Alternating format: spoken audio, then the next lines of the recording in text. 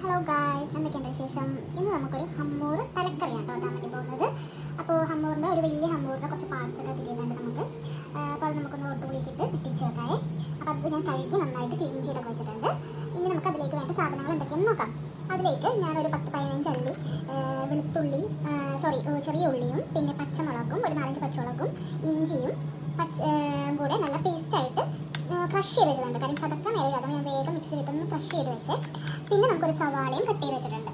പിന്നെ ഒരു 2 അല്ലെങ്കിൽ ഒരു ചെറിയൊരു ടൊമാറ്റോയും കൂടെ നമുക്ക് അരിഞ്ഞെടുക്കാം കേട്ടോ. അപ്പോൾ ഞാൻ 2 ചെറിയ ടൊമാറ്റോ ആണ് കട്ട് ചെയ്ത് വെച്ചേക്കുന്നത്. ഇനി നമുക്ക് അടുപ്പത്ത് കത്തിച്ച് വെച്ചിട്ടുണ്ട്. എന്നിട്ട് ഇത് നല്ലോണം ചൂടായി വന്നിട്ടുണ്ട്. അതിലേക്ക് നമുക്ക് വെളിച്ചെണ്ണ ആഡ് ചെയ്ത് കൊടുക്കാം.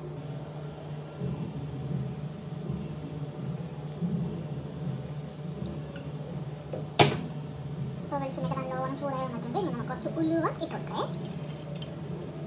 ഉലുവ നന്നായിട്ട് ഒന്ന് പൊട്ടി വരട്ടെ. ഉലുവയൊക്കെ നന്നായിട്ട് മൂത്ത് വന്നിട്ടുണ്ട്. ഇനി നമുക്ക് അരിഞ്ഞ് വെച്ച് നമ്മൾ സവാള ഇട്ട് കൊടുക്കാം കേട്ടോ.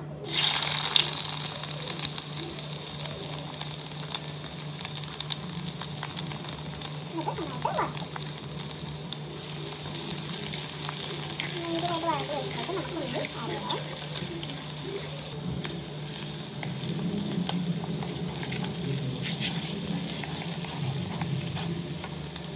നേരത്തെ ചതച്ച് വെച്ച ആ ഉള്ളിയും ഇഞ്ചിയും പച്ചമുളക് കൂടെ ഇവിടെ ഇട്ട് കൊടുത്തിട്ടുണ്ട്. നന്നായിട്ട് മൂത്ത് വരട്ടെ.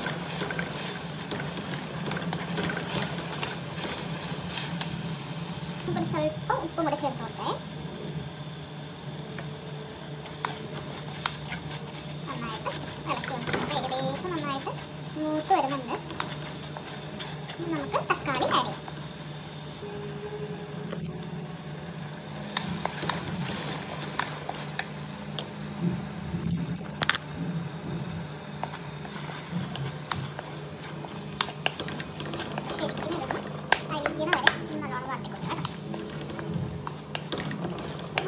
ഇതിൽ ചേർക്കുന്നത് നല്ലൊരു കുറുക്ക് കിട്ടാൻ വേണ്ടിയാണ്.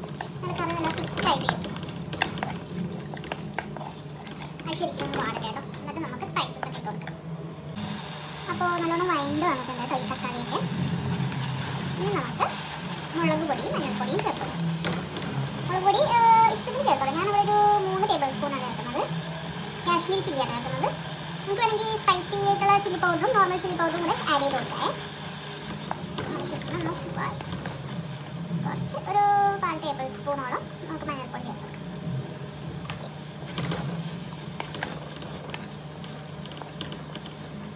ഞാൻ പിന്നെ ഒരു 1/4 ടേബിൾ സ്പൂണ് മഞ്ഞൾപ്പൊടി കൂടി ചേർക്കുന്നുണ്ട്. മല്ലിപ്പൊടി കൂടി ചേർത്ത് കൊടുക്കുന്നുണ്ട്.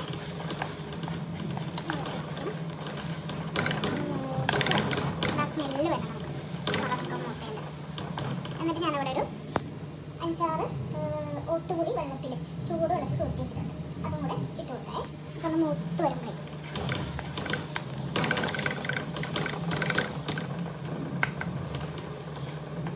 മൂത്ത് വന്നിട്ടുണ്ടെങ്കിൽ നമുക്ക്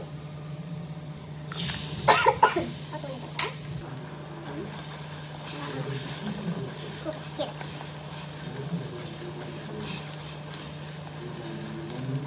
ഇനി നമുക്ക് നേരത്തെ ഈ ഉള്ളിയൊക്കെ ചതച്ച് വെച്ച വെള്ളത്തിൽ ഞാൻ കുറച്ച് വെള്ളം ഇട്ടിട്ടുണ്ട്. ആ പാത്രത്തിൽ അതുപോലെ നമുക്ക്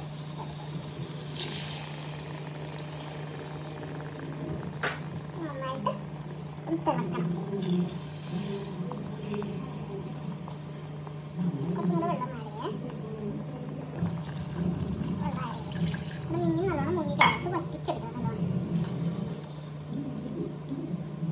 നല്ലോണം തിളച്ച് കഴിയുമ്പോൾ കുറച്ച് ഉപ്പും കൂടെ ചേർത്ത് കൊടുക്കാം. നേരത്തെ നമ്മൾ വാട്ടിയപ്പോൾ കുറച്ച് ഉപ്പ് ഇട്ട് കൊടുത്തത്. ഇനി നമുക്ക് കുറച്ച് ഉപ്പും കൂടെ ആഡ് ചെയ്ത് കൊടുക്കാം. നന്നായിട്ട് തിളക്കട്ടെ കേട്ടോ. തിളച്ചിട്ട് വേണം അത് മീനിട്ട് കൊടുക്കാം.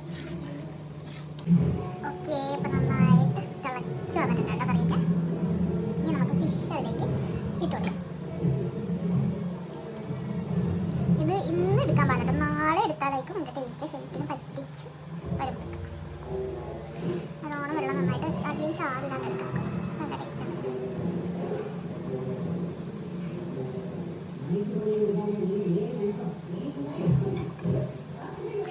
നമ്മുടെ വലിയ പീസാണ്. നമ്മൾ ചെറിയ പീസാക്കി കട്ട് ചെയ്യാൻ വേണ്ടി പറ്റില്ല. കാര്യം നല്ല ബലം ഹമ്മൂറിൻ്റെ ഇതിന് നല്ല കട്ടിയാണ്. ഓക്കെ,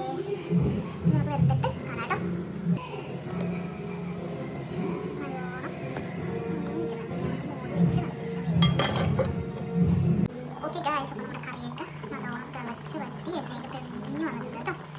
ഇനി ഇത് നമുക്ക് നാളെ എടുത്താൽ നല്ല അടിപൊളി ടേസ്റ്റ് ആയിരിക്കും. എല്ലാവരും ഒന്ന് ട്രൈ ചെയ്ത് നോക്കണം. ബൈ, മറ്റൊരു വീഡിയോ കാണാം കേട്ടോ.